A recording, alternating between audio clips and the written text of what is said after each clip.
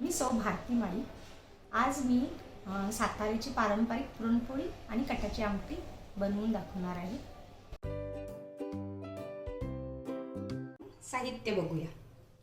पुरणपोळीसाठी ही हरभऱ्याची डाळ 250 ग्रॅम, त्याच्यासाठी सेंद्रिय गूळ 200 ग्रॅम, गव्हाची कणिक, हे वेलदोडा, जायफळ आणि सुंठ यांचं मिश्रण करून केलेलं. ह्याच्यात जायफळ घेतले 1 प्रमाण, 2 प्रमाण वेलदोडा आणि 3 प्रमाण सुंठ असं करून मिश्रण केलेले.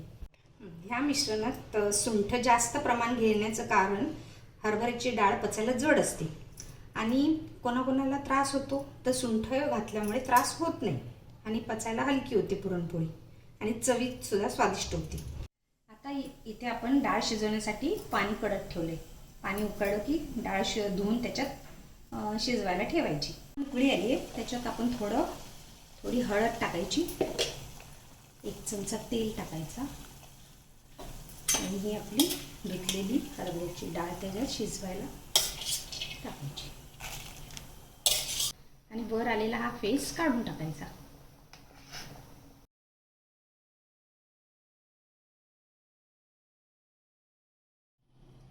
ही बघा, आता आपली हरभऱ्याची डाळ चांगली शिजली मऊ पुरण करण्यासाठी. हे असं येळवून काढून नंतर त्याच्यावर झाकण ठेवायचं आणि मग आमटी करून मग त्याच्यात गूळ आपण मिक्स करूया. आपण डाळीत गूळ घालूया.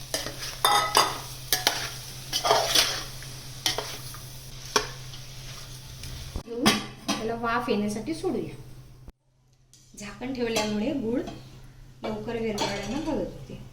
आपलं गूळ आता आटून झालेलं आहे, पण पुरण थोडं शिजायचं बाकी आहे. अजून थोडंसं शिजून घेऊया. आपलं पुरण आता तयार झाले.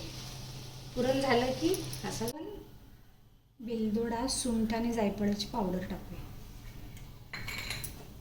आणि हे आपण मिक्सरला थोडं फिरवून चाळणीने गाळूया त्याला.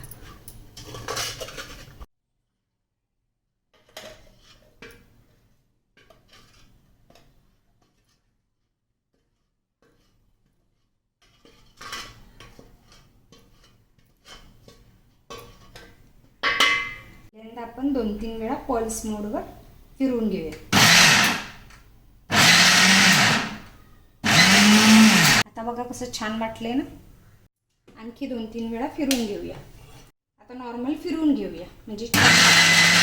आता आपण पुरण चाळणीवर वाटून घेऊया, चांगलं बारीक करून केल्यामुळे आता चाळणीचं काम थोडं सोपं झाले. हे बघा, आपलं पुरण किती छान कोरडं झाले, एकदम बारीक. आता आपण पुरणपोळीसाठी कणिक मळून घेऊया. पहिलं 1 फुलपात्र अंदाजे पाणी, अर्धा चमचा हळद, ही गव्हाची कणिक आणि तेल.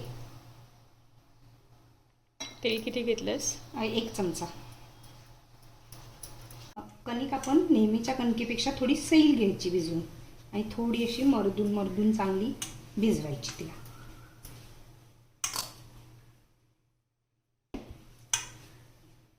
कणिक मळण्यावर पुरणपोळीची चव आहे.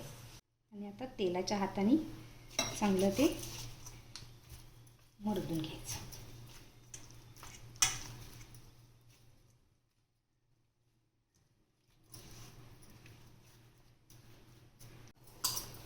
कणिक मळून झाली की तिला 2 तास भिजवून ठेवायची.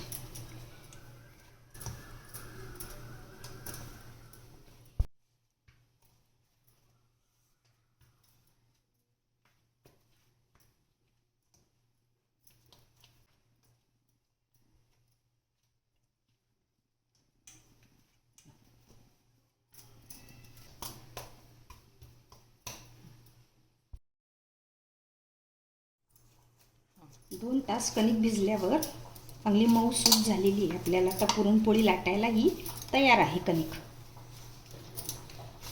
आपल्याला कणकीचे असे गोळे करून घ्यायचे आणि नंतर असं अंगठा घालून त्याच्यात थोडंसं वाटीसारखं करून पुरण भरण्यासाठी असं करून घ्यायचं. जेवढी कणिक तेवढंच पुरणाचा गोळा आहे.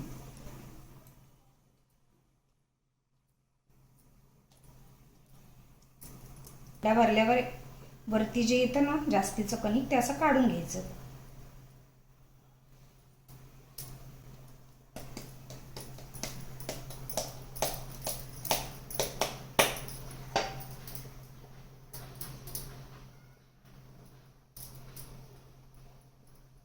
हे असं सगळीकडे पसरवून बोटाने पसरून घ्यायचं.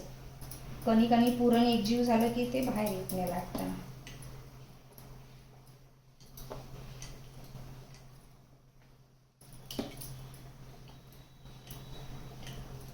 अलगद आणि किनारी लाटायच्या, किनारी जाड नाही ठेवायच्या. दोन्ही बाजूनी व्यवस्थित लाटून आपण आता भाजून घेऊया. पुरणपोळी एवढी अशी पातळ लाटून घेतलेली आहे. तव्यावर तेलाची धार सोडून मग पुरणपोळी टाकायची.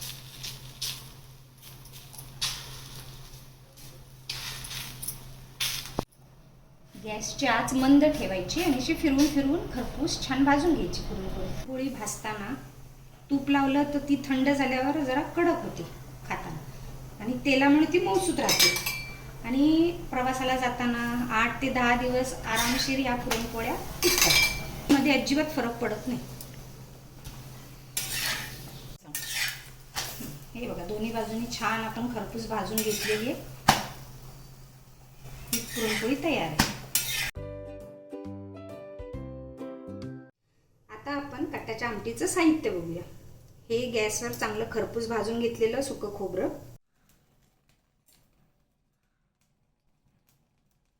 10-12 पाकळ्या लसणाच्या आणि 1 टेबलस्पून जिरं, कढीपत्ता आणि कोथिंबीर हे एकत्र करून हे मिश्रण वाटून घेतलेले. एकदम बारीक पाणी न वापरता वाटून घ्यायचे. आपण कट्ट्याच्या आमटीला फोडणी देऊया. थोडं तेल,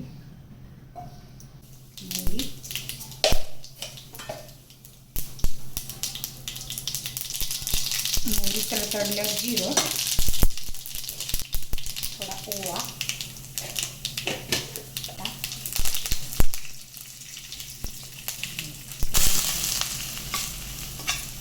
हा मसाला चांगला खरपूस भाजून नंतर त्याच्यात लाल तिखट घालूया. काळे तीळ स्वादानुसार. फोडणीमध्ये ओवा घातल्यामुळे पचण्यासाठी हलकं होतं, पोटाला बाधत नाही. 1 मिनिट छान भाजून त्याच्यात आपण हे कांदा खोबऱ्याचा मसाला स्वादानुसार, तिखट आवडत असेल तर तसं टाकायचं. तिखट चांगलं आवडत असेल त्यांनी जास्त घालावं. छान खरपूस वास आला. आपला मसाला भाजून तयार आहे. थोडीशी हळद आणि आता आपण ह्याच्यात काढलेले येळवणी घालून आमटी उकळायला ठेवूया.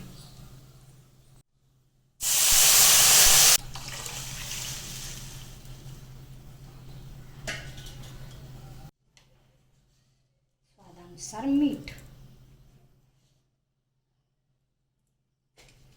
गॅसवर कढईला ठेवायची.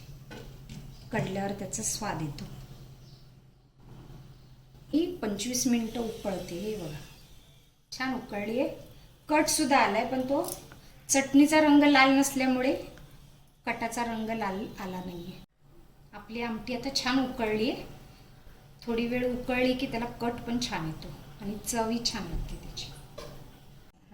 आता आपण ह्याच्यात बारीक चिरलेली कोथिंबीर घालूया. गॅस बंद करूया ना आणि गॅस बंद करूया.